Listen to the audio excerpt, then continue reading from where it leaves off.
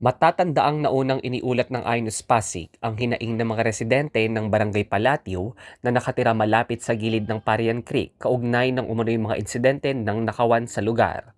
Giit ng barangay, tuloy-tuloy naman ang isinasagawang clearing operations, subalit aminado silang patuloy umanong bumabalik ang inirereklamong mga informal settlers.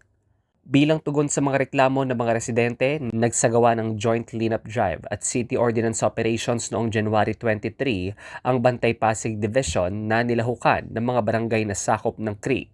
Gayunman, kahit matapos ang joint cleanup drive, may ilang bahagi pa rin ng Parian Creek na vandalize ang mga pader, may naiwan pa ring basura at may mga individual pa ring namamalagi sa lugar.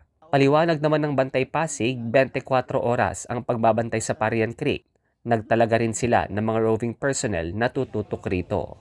Nilinaw rin ng tanggapan na portion lamang ng mahigit 3 kilometrong creek ang nilinis noong January 23. Sa ngayon, kaikot ko nga lang doon kanina, no? Kasama yung mga iba nating kasama. Lumikod kami kanina ron. Everyday naman kasi yan, kasama yan sa mga ini-inspection namin at saka sa inikutan namin, ika nga, para malaman namin yung magiging status doon, kung may nabago ba o may nasira o may ano. Talagang ayan, ang problema sa pag-ikot namin, minsan talaga nandun pa rin yung mga taong pinaalis natin, pero kinabukasan, nandun na naman uli sila. At yun nga, pag tinatanong naman namin sila, sir, nililinis po naman namin itong lugar na ito at yun, wala po naman kami nakitang basura. Wala nga, tinanggal nga nila yung mga basura, pero nandun pa rin yung mga karito nila, nandun pa rin yung mga gamit nila na kinakailangan dito talaga masusi natin pagtutulungan para maayos natin ito yung lugar na yan. Hindi pa yun ang sapat. Kinakailangan talaga mag-meeting lahat ng mga kapitan, mga barrio captains na nakakasakop dyan sa lugar na yan. Then, yung mga magtalaga yung mga taong na siyang mga siba doon sa lugar na yan para mismong lugar nila sila ang magmo-monitor.